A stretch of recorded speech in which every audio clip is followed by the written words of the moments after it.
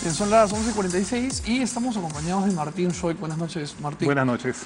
Martín es víctima del sodalicio. Martín además ha dado fe de su propia experiencia en sodalicio a través de un blog muy conocido, Las Líneas Torcidas, y ha sido una de las voces que junto con José Enrique Jardó, con Pedro Salinas, con Pablo Uaz, se alzaron a la hora de denunciar los abusos que perpetró el sodalicio contra una generación completa de jóvenes. Muchas gracias por venir, Martín. Creo que tu voz ha sido muy importante a la hora de exponer un caso tan complejo. Muchas gracias.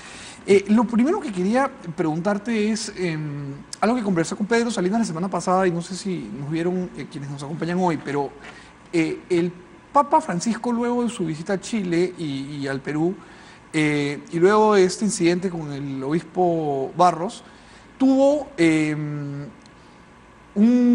ha tenido una reunión en el Vaticano donde han acudido cientos de autoridades de la Iglesia y en donde de alguna manera se ha escuchado a quienes han tenido que alzar la voz por asuntos vinculados a violaciones.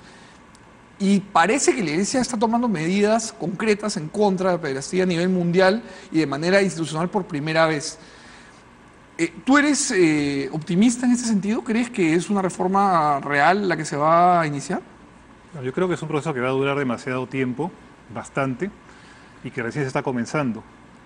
Porque la estrategia que siempre se ha seguido es tratar de defender la imagen de la Iglesia bajo el pretexto de que se quería salvar del escándalo a los fieles católicos, y por lo tanto, dado que no se les pretendía escandalizar, entonces se ocultaban todo este tipo de cosas para resguardar la figura de la Iglesia y resguardar la figura de los eclesiásticos, llámese obispos o llámese sacerdotes, ¿no?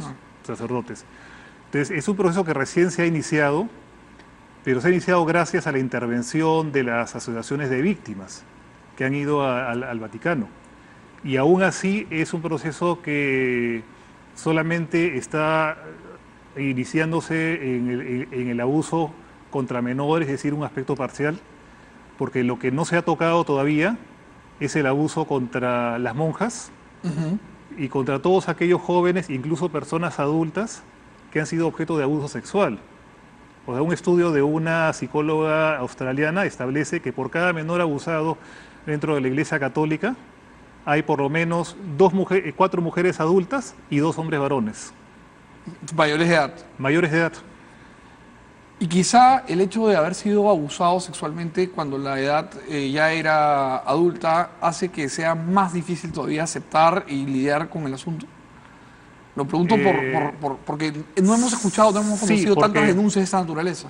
No, pero ya se están dando, o sea, ya por lo menos las monjas han salido, algunas monjas han salido a dar su testimonio, ¿ya? Y dentro de estas han habido varias entrevistas, incluso emisiones radiales y programas de televisión donde han aparecido principalmente Doris Wagner, una alemana que estuvo en una organización muy parecida al sodalicio, donde fue abusada sexualmente siendo mayor de edad, y Rocío Figueroa, que fue víctima de abuso siendo menor de edad en el sodalicio. Claro, ella fue la primera mujer en hablar, ¿no?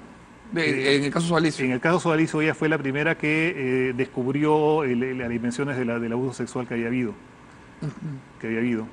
Pero digo, es el problema que se plantea es que cuando se habla de estos tipos de abusos y se le designa como violaciones, se está tocando un número muy reducido de casos, porque en la mayoría lo que ha habido fue simplemente manipulación, abuso de confianza, abuso de poder, de tal manera que ni siquiera ha habido violencia física en el momento de cometer los abusos sexuales. A lo que tú te refieres es que cuando se daba el acto sexual no había necesariamente una resistencia física, porque lo que había habido ya era una dominación mental de sumisión absoluta. Una dominación mental, un abuso de confianza con respecto a la persona y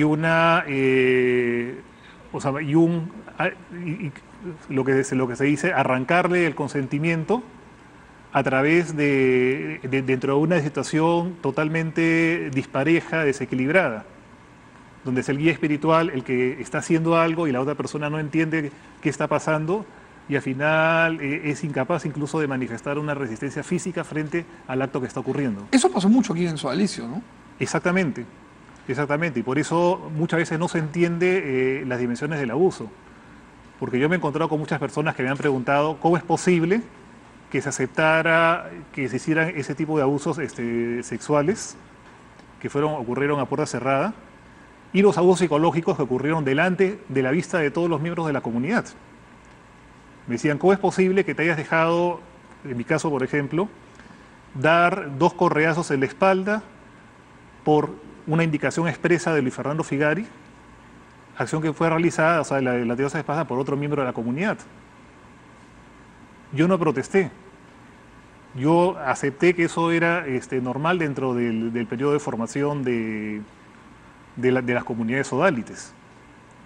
Y posteriormente, con el paso de los años, cuando he comenzado a tomar conciencia de sí mismo y a darme cuenta de todo aquello por lo que había pasado, me di cuenta que esto era un abuso físico y psicológico que había dejado consecuencias en mí. Es muy fuerte lo que dices, Martín, porque lo que esto implica es que muchos de los abusos que se han perpetrado en contra de quienes habitaron en las casas de sodalicio y trataron de hacer vida espiritual dentro del seno de sodalicio, no estaban siendo conscientes de que eran víctimas mientras lo estaban siendo. No. Y que han cobrado recién conciencia después.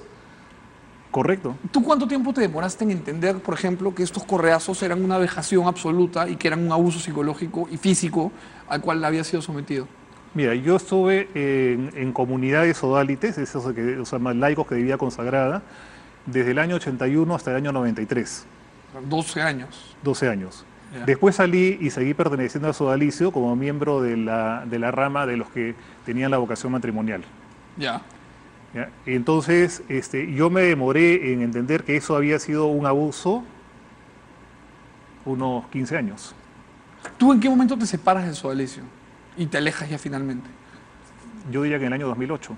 2008. 2008, es decir, yo ya había migrado a Alemania, yo ya residí allí. ¿Pero todavía seguías siendo sodalite cuando viajas a Alemania? Sí. Ya. Seguía haciendo sodalite dentro de lo que ellos llaman adherentes, que son las personas que siguen la vida matrimonial. Sí. ¿Ya? Y si en el año 2007 alguien me hubiera atacado el sodalicio, yo lo hubiera defendido. A pesar de que en ese momento ya reconocía que había una serie de problemas que había que enfrentar y solucionar. Y con respecto a cómo el sodalicio ha respondido frente a este geyser que explotó luego de la publicación de Pedro Salinas, porque recordemos que el primero en denunciar, y esto siempre es importante decirlo, fue José Enrique Escardó, fue el primero en alzar la voz, pero a José Enrique le cayó pues una maquinaria muy pesada encima y en ese momento no había un grupo de otras víctimas que hablen con él y finalmente José Enrique fue víctima y revíctima del abuso del sodalicio. Sí. Pero luego la publicación de Pedro, que sí logró recopilar varios testimonios, permitió que mucha más gente alce la voz y el sodalicio comenzó ya a tener que retroceder sobre sus propios pasos. ¿Tú te sientes cómodo con la forma en cómo el sodalicio ha tratado este proceso, con la comisión que se conformó, con las entrevistas que se han tenido con las víctimas? Mira, antes de la publicación del libro de Pedro Salinas, ¿ya? Yo comencé a publicar en mi blog Las Líneas Torcidas una serie de artículos denunciando una serie de características que tenía el sodalicio, principalmente características que lo asemejaban a una secta destructiva. Eso comenzó en diciembre del año 2012. En diciembre del año. Entonces he seguido escribiendo y Pedro Salinas ha tomado varias de las reflexiones que yo había hecho en su libro, citándome por supuesto de manera correcta, ¿no? Entonces yo lo que experimenté en esa época en que comencé a hablar es que hubo mucho movimiento, mucha gente que comentaba en mi blog, pero a su vez me llegaban noticias de que trataban de desacreditarme y de considerarme como una persona que había perdido los cabales, que estaba loco y que no sabía qué estaba hacer. Incluso una persona muy cercana trató de convencerme de que yo tenía el síndrome de Asperger y que estaba escribiendo eso sin tener en cuenta lo que son las relaciones sociales, sin tener en cuenta el daño que estaba haciendo a otras personas, para indicarme de que esas cosas no se debían hablar. Y sin embargo nunca recibí una respuesta que contradijera lo que yo estaba hablando. Entonces cuando Pedro Salinas ha sacado a la luz, también fue para mí una sorpresa todo lo que él había encontrado. Todo lo que había encontrado. porque de manera muy profesional mantuvo una reserva, una reserva estricta sobre la investigación que había tenido sobre los testimonios de las víctimas. Hasta el punto de que, si bien han aparecido 30 testimonios en el libro, no todos están firmados, incluso frente al Poder Judicial no se sabe quiénes son muchos de ellos. Y habían más. De acuerdo. Habían más, o sea, habían más testimonios de esos que Pedro no pudo publicar. Porque al final le pidieron que no los publique, ¿no? Le pidieron que no los publique.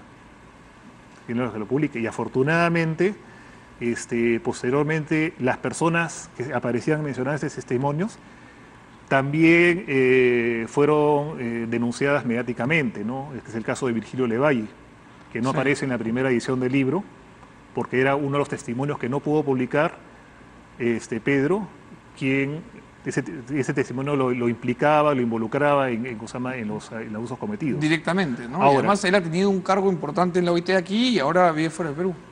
Exactamente, ¿no? Y es una cosa curiosa, porque si bien él fue separado del sodalicio, o sea, él se fue, y dentro de los círculos sodalites, cuando yo estaba ahí, se le designaba como el innombrable, y Luis Fernando se presentaba como víctima de lo que Virgilio Levalle había hecho, que le había hecho mucho daño, que le había... sin embargo, mantuvieron unas relaciones cordiales con él, e incluso para su matrimonio le mandaron regalos. ¿Ya? Pero lo que ha hecho después de sodalicio es simplemente, fue una medida correcta convocar a la primera comisión.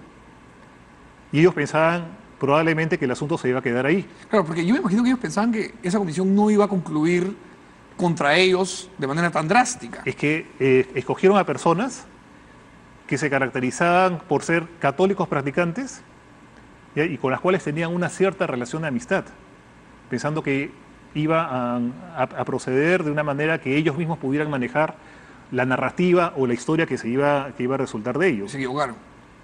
Se equivocaron. Entonces de ahí convocaron a la segunda. Que es la que trae a gente de afuera, ¿no? Claro, y no solo a la gente de afuera, que tuvo las limitaciones del idioma, las limitaciones culturales, porque no entendían, venían de otra cultura y por lo tanto no estaban con un conocimiento profundo de lo que es el modo de ser peruano y latinoamericano, ¿ya? Y que además, a pesar de que ellos dicen en su informe que consultaron a más personas que la primera comisión, en realidad han consultado menos, porque según una fuente muy confiable, la primera comisión entrevistó a más de 100 víctimas, a las cuales en su mayoría consideraron como efectivamente víctimas del sodalicio. Sí. La segunda comisión llegó solamente al número de 66, y muchas de esas personas se repitieron de la primera comisión, pero otras eran nuevas, lo cual te da un número bastante alto de víctimas desatendidas. Entonces, para terminar, porque el tiempo nos ha ganado y la televisión es cruel, te pido mil disculpas por eso. ¿Tú ves con optimismo el proceso de cambio en sodalicio o crees que el sodalicio, como alguna vez ha dicho Pedro, debe disolverse? El sodalicio debe disolverse y se le debe ofrecer una alternativa a las personas que todavía quieren seguir el estilo de vida consagrada, hecho de manera, con asesoría externa y con una fiscalización por parte de personas especializadas. Porque en realidad, después de todos sus pronunciamientos que han dicho que iban a cambiar y que ya la historia es pasada, sin embargo, todos los intentos de las víctimas, incluido yo, por comunicarse con el sodalicio para tener unas nuevas conversaciones, han caído en saco roto. Es decir, ellos piden perdón, piden perdón a las víctimas, ¿ya? Piden perdón a las víctimas, pero no quieren hacerlo personalmente, no quieren entrar en contacto personalmente con ninguna de ellas. Bueno, pues así no es perdón, ¿no? Te agradezco mucho, Martín, por haber venido y los invito a todos ustedes a que lean el blog de Martín Schrock, Las Líneas Torcidas, lo googlean y lo encuentran en un minuto. Muchas gracias. Muchas gracias. Buenas noches con ustedes, hasta mañana, nos vemos a las 11 en punto en Contacto. Chao.